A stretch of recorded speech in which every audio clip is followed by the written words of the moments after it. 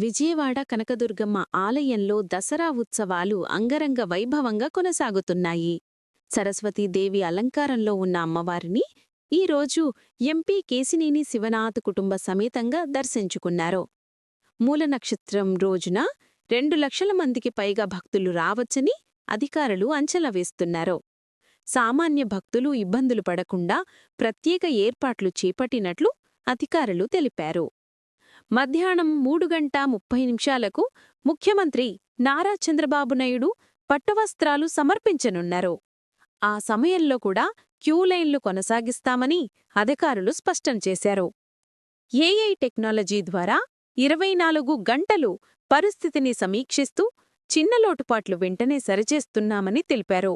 ఈ సంవత్సరం గత ఏడాది కంటే ఎక్కువ భక్తులు దర్శనం చేసుకుంటున్నారని వెల్లడించారు.